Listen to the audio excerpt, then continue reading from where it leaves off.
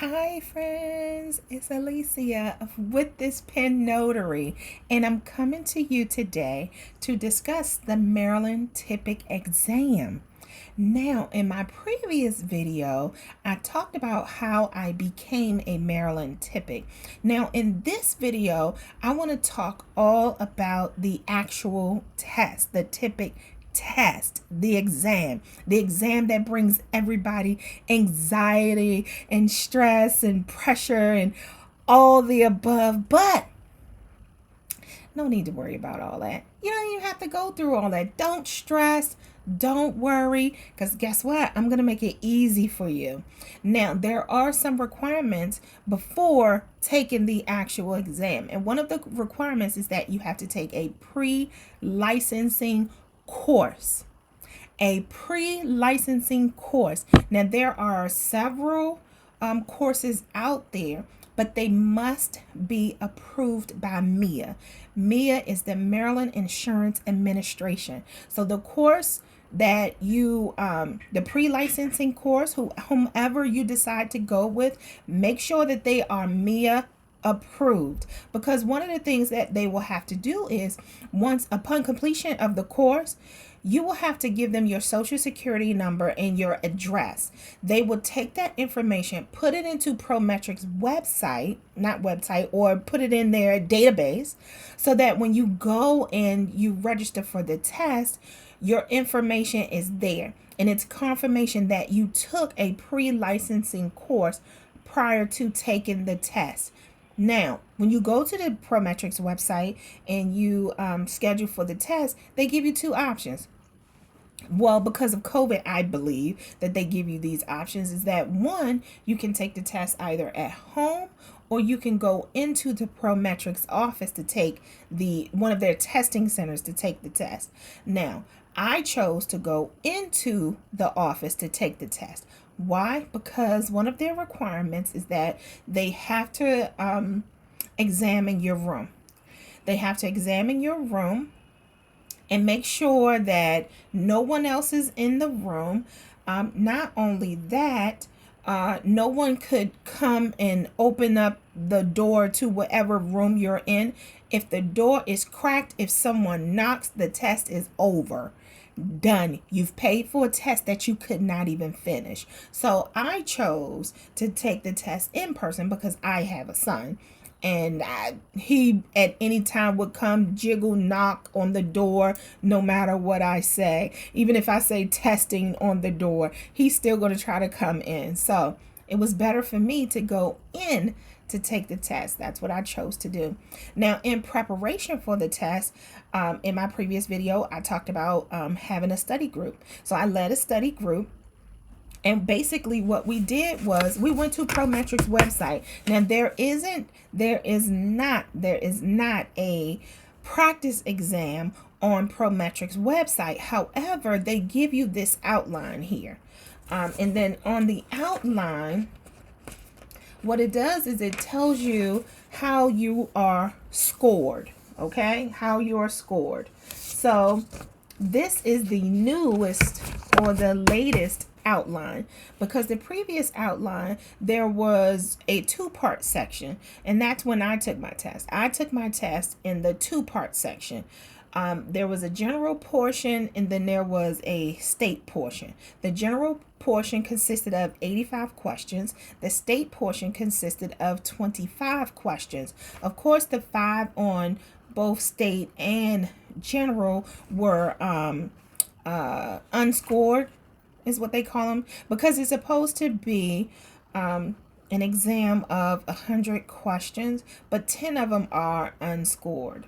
Now, it was broken out, and I'm looking at this exam here because it's sort of similar to what it was previously. However, what I did notice is that the state regulation portion, at first, this was the 25%, the state regulation. So now that has changed. Of course, because they put all the entire test into one. So like I said, initially when I took the test, it was 2 parts, but now there's a whole 100 question test to take. Now, the way that I studied for this, I pulled up the outline and I went down each line item one by one, okay? And then I wrote down what I what the definition was for each one of these words or each one of these sections. And where I had holes, I went back to my study guide to kind of fill in that information. So come back, study all over again on that particular item, whatever line item it was that I missed. I went back, studied again, and came back and wrote down what I knew about that section. Again, this test is broken down. It's supposed to equal to 100%. But then the insurance regulation, so there's 31% in the insurance regulation, and then it says 31 questions. And it's on licensing. It's on maintaining your license, continuing education, how to change your address, if your license was suspended, if it was denied. That's you'll get tested on that. So there's 31 questions on not just insurance regulations, but state regulations, and it looks like Maryland insurance laws, rules, regulations, federal regulations, producers and general rules of the agency. So those are all the sections that you will get questioned on in that insurance regulation, state regulation, federal regulation section. Then it comes to real property. So on the real property section, there's 12 questions, which is it'll equal to 12%. And then the 12 questions is on real property. What is a co-tenancy issues, fee simple, life estate, ground rent, acquisition, general warranty deeds, special warranty deeds, quit claim deeds, types of ownership and legal capacity, legal description. Then the next section, title insurance. Title insurance it will consist of 30 questions, which is 30%. So you have title insurance policies, the actual insurance forms. It talks about Alta. And then you have 27 questions in the title exceptions and procedures, for clearing title, which includes encumbrances, liens, mortgage or deed liens, mineral rights, etc. Special problem areas and concern, riparian rights, affidavits, releases, subordinations, and statute of limitations. And that's the whole test in a nutshell. So like I said, I would advise that you print go to the Prometrics website and print out the outline for the title producers exam. Now, on the day of, when you go to take the test, I highly recommend that you go early. Go early, not only just to go over what you've learned, but to also kind of calm your nerves down, to get your mind ready and prepare yourself for what's to come. Be mindful that although it may be nerve-wracking because it's the unknown. It's the unknown that you're afraid of. Possibly you'll have some anxiety about. Get it out your head. You're too much in your head. Don't even worry about it. All you have to do is trust the process. If you studied for the exam, if you studied the test, not the actual test itself, but if you studied the outline, you will pass this test. Now, here's one thing to keep in mind. The test is designed to trip you up. So, it's going to give you questions that's going to try to throw you off. But remember what you learned. If you learned in your book, your study guide, that the sky is blue, don't let them tell you that the sky is red and orange and it mixed together and make blue. That's not what you studied. You studied that the sky is blue. So you stick with what you know. Stick with what you know. Trust the process. Understand the concepts. and then you will definitely pass this test. What I got out of the test was it is basically real estate. And like I said, real estate is a whole nother world. It's like a whole nother language. So it's like you're learning something new. So it's going to be tough in the beginning, but that's through the training process. When it comes to the actual test day, you'll see that most of what you study and what you trained on through your pre-licensing course and what you've studied on, it's going to be basically almost sort of kind of the same. Again, it's going to trip you up because it's the way that they word the questions, but don't let that bother you. Let all the anxieties flow. Listen, you've got this. You can pass it. Just trust the process. That's all I got to say is just trust the process. Now, on the day of, I got there early. I sat in my car. I went over some line items that I had trouble with. I went over those. I also created index cards. I created index cards with words on them, and it had their meaning on them. So I was kind of flipping through some of those, but the index cards were a bit much because I ended up with over 100 cards. But, you know, again, through my training and studying, most of them I had already knew. It was just a few of them that probably was giving me a little problem. So those cards I went to first.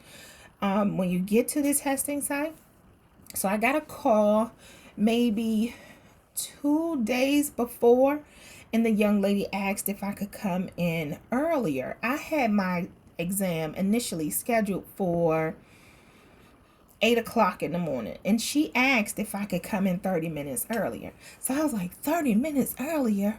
Oh my gosh, now I gotta get up super early. Well, don't worry about that. It's okay. So I got up extra early and was there for the test long before 7:30. Of course, I got there. I arrived at 7 o'clock, 7:15ish, something like that. Like I said, I was early. So you get in, because when I got there, they wasn't even there. The door wasn't even open. So how you call and ask me to come early, and then they aren't even there? So they finally came, opened up the door. So I went in, signed in on the book. Now, before you go take your test, they give you a full pat down. They pat your hair. They check your glasses. They tell you to take off your watch. They tell you to don't wear jewelry there at all. They check your sleeves. They pull up your pants leg. They just want to make sure that you're not bringing in any cameras to try to film the exam at all. If you do, I think that they will not only put you out, but you probably will face fines or criminal charges or something. I don't know.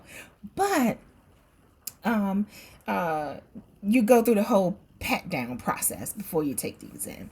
And then once you go in, they take your picture before you go into the exam room.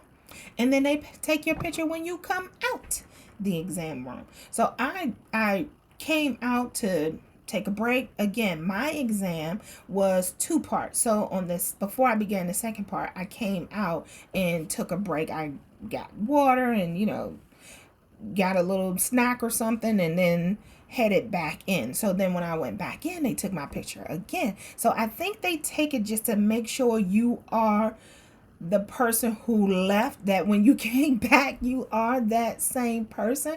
I don't know if people try that. Maybe they do. I don't know. But they'll take your picture again. The room is nice and cool. It's quiet. They give you headphones. Some people don't like noises while they're taking the exam. So, you put the headphones on to block out any noise, any distractions. When I got in, I immediately took the scratch paper and just wrote down some of the concepts, wrote down some of the words, some of the things that I probably stumbled with, but I remembered while I was in the car going over, studying before the exam. I wrote those things down so that when the test came up, if it was a question referencing what I had wrote down, at least I wrote that down, what I remember. Now, I don't know if that's legal or not. I don't think it's cheating. I don't know. Is that cheating? No. No, you just writing down what you remembered. I don't know. But that's what I did. And actually, as a matter of fact, most of the stuff that I written down, it wasn't even on the test.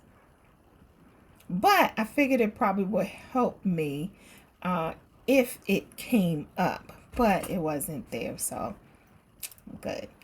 And then they tell you right then and there if you pass the test. So my first part, it said, congratulations, you passed. On the second part, you have to watch a video. You have to watch a video. You have to complete a survey before they tell you you passed. I'm like, come on now. Just let me know if I passed or not. So you sitting there and you're just waiting to find out. And then after all of that, then it tells you that, either you passed or you failed. So it told me that I passed. And here I am telling you all about it. So don't be in your head about the TIPIC exam. It can be a bit intimidating, but again, once you understand and learn those concepts, learn those terms, it'll just flow. Trust me, it will flow. Trust the process.